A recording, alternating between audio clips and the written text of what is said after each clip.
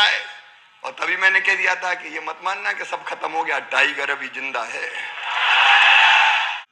Mic provide करें और मुझे पानी प्रोवाइड किया जाए। मैं नहीं थकता और मैं थकूंगा भी नहीं। 3.5 हाथ के हड़मास के पुतले नहीं हो, तुम ईश्वर के अंश हो, अमृत के पुत्र हो। इस पे ताली जरा जोर से बजाओ। सचमुच में मैं अपने अनुभव से बता रहा हूं, आप जो सोचते हैं कि मुझे करना है, आपने टारगेट फिक्स कर लिया, टारगेट कैसे अचीव करेंगे उसका रोड मैप बना लिया, और उस रोड मैप पे आप अनुशासन और मेहनत दोनों के साथ चले तो सफलता सुनिश्चित है। ये हो ही नहीं सकता कि सफलता ना मिले। देखिए, गीता में जो सिद्धांत है कर्म योग का, और वैसे भी मैं मानता हूं, देखिए कर्म योग बहुत साइंटिफिक है। आप जो करोगे उसका परिणाम निकलेगा। अच्छा करोगे अच्छा निकलेगा, बुरा करोगे बुरा निकलेगा। ये होना ही है। और इसलिए मेरा पहला मंत्र, देखो अगर आप मेहनत से, मुझे आज कहते हो तुम्हारे बीच में संकोच नहीं है, अपने मुंह से नहीं कहना चाहिए लेकिन मैं कह रहा हूं, मैं 18-19 घंटे काम करता हूं लगातार, और अभी भी देर रात तक मीटिंग की और सवेरे से फिर काम कर रहा हूं। अभी जाके कैबिनेट की मीटिंग करूंगा, उसके बाद फिर जन अभियान परिषद के साथ मेरी मीटिंग है, फिर उसके बाद और मीटिंग है। मैं नहीं थकता और मैं थकूंगा भी नहीं। लेकिन ये होता कैसे? देखिए, आप अगर काम करते हो और इच्छा शक्ति आपके अंदर होती है तो शरीर से अपने आप वैसे रसायन निकलना शुरू हो जाते हैं जो आपकी क्षमता को बढ़ाते रहते हैं। एक बात मान लेना, तुमने अगर सोचा मैं क्या कर सकता हूं, मैं तो दीनहीन हूं, इतनी बड़ी दुनिया में मेरा बस कहां चलता है, तो ये समझ लो तुम्हारा शरीर भी शिथिल हो जाएगा। ऐसी स्थिति आ जाएगी कि मोह की मक्खी भी बगल वाला उड़ा जाए। लेकिन अगर आपने सोच लिया कि असंभव कुछ नहीं है, मैं करके रहूंगा, मैं बार बार कहता हूं, आज तुमसे फिर कह रहा हूं, मेरे शब्दों को आत्मसात कर लेना। मेरे नहीं, स्वामी विवेकानंद के शब्द हैं। वो कहते थे, जो मेरे रोम रोम में समाये हुए उनके शब्द, तुम केवल 3.5 हाथ के हड़मास के पुतले नहीं हो, तुम ईश्वर के अंश हो, अमृत के पुत्र हो, अनंत शक्तियों का भंडार हो, अमर आनंद के भागी हो। दुनिया में कोई काम ऐसा नहीं कि जो तुम ना कर सको।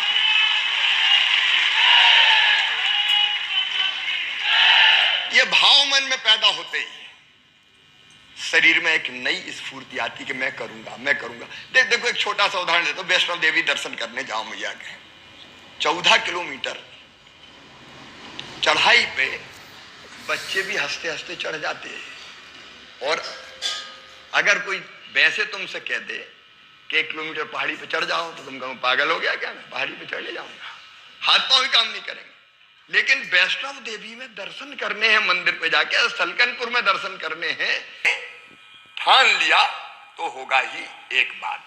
और इसलिए कभी भी छोटा मत सोचो जी, छोटा मत सोचो, बड़ा करूंगा ही, मैं कर सकता हूं क्योंकि मुझ में क्षमताएं हैं। अपने आप को आत्मविश्वास से भरे रखना, सचमुच में आत्मविश्वास से, उत्साह से। उत्साह नहीं है तो आप मर गए समझ लो, फिर कुछ नहीं बचा। इसलिए उत्साह से आप भरे रहें। अब कई बार काम करते हैं, मेहनत करते हैं, सफलता नहीं मिलती तो नहीं मिली, फिर से कोशिश करो। कुछ लोग इतने नर्वस और निराश हो जाते हैं, परीक्षा में अच्छे नंबर नहीं आए तो अब जिंदगी बेकार है, कहीं कोई काम किया नहीं मिला, पूरा नहीं हुआ, बेकार है, मैं क्या कर सकता हूं, बेमतलब में अवसाद में आ जाते हैं। देखो मैं एक श्लोक गीता का सुनाता हूं, सुन रहा हो ना मुझे? गीता का एक श्लोक, भगवान श्री कृष्ण से अर्जुन ने पूछा, अच्छा कार्यकर्ता कौन, सात्विक कार्यकर्ता कौन? तो एक श्लोक उन्होंने कहा, मुक्त संगो अनहमवादी धृति उत्साह समन्विता सिद्धि असिद्धियो निर्विकारा कर्ता सात्विक उच्चते। मुक्त संगो मतलब जो गुटबाजी से दूर हो, योग्यता के आधार पर काम दे, अनहमवादी मतलब जिसमें घमंड ना हो, मुक्त संगो अनहमवादी, धृति मतलब धैर्य। काम कर रहे हैं, सफलता नहीं मिली तो घबरा गए नहीं, और कोशिश करें। और उत्साह मैंने आपको वर्णन किया ही। दो तरह के लोग दुनिया में होते हैं। एक ऐसे होते हैं कि जिनके पास जाओ तो ऐसी निराशाजनक बात करते हैं, अरे कहाँ चक्कर में पड़े हो, ये इंडिया क्या कभी सुधर सकता है, फालतू में काहे को लगे हो। तो उनके पास कोई जिंदा भी जाए तो वो मुर्दा हो जाए।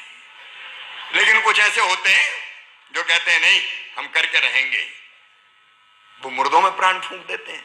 तो हम उत्साह से भरे रहें, और सफलता मिले तो ठीक है, नहीं मिली तो फिर कोशिश करेंगे। ऐसे कार्यकर्ता को सात्विक कार्यकर्ता कहते हैं। मेरी बात की गांठ बांध लेना। सफलता नहीं मिली, अब मैं मेरे उदाहरण देता हूं। हम 18 में सरकार नहीं बना पाए जी, तो क्या हम रोते, घर बैठ जाते? हम तो 1 मिनट नहीं रहे चैन। मैं आपको सुनाता हूं, बहुमत उनका भी नहीं था, तो लोगों ने मुझे कहा कि मामा गिव अप मत करो, ऐसे काहे को दे रहे हो। तो मैंने कहा नहीं भाई, मेरा कॉन्शियस अलाउ नहीं करता, सीट उनकी ज्यादा है, दो उनको और आगे बढ़ो। मैं सीधे घर से निकला, प्रेस से मिला, गवर्नर साहब क्या खबर की कि मैं आ रहा हूं। गवर्नर साहब के पास गया, मैंने इस्तीफा दिया। बाहर निकला तो पत्रकारों ने कहा कि कुछ कहेंगे। मैंने कहा नाउ आई एम फ्री। और मस्ती से मैं काम में लो, काम क्या, झोला टांगा, घर नहीं बैठा। दूसरे तीसरे दिन से काम शुरू। उत्साह से शपथ ग्रहण समारोह में गया, शपथ ली मुख्यमंत्री ने। लेकिन वह माहौल ऐसा था कि भाभी मामा मामा के नारे लग रहे थे। ओ मामा, मैंने ठीक है, तुम भी लगा। और उसके बाद उसी मस्ती से आके मैं अपने काम में लग गया। रोज गड़बड़ हुई तो मामा धरने पे बैठा है, कहीं विरोध कर रहा है। और तभी मैंने कह दिया था कि ये मत मानना कि सब खत्म हो गया, टाइगर अभी जिंदा है।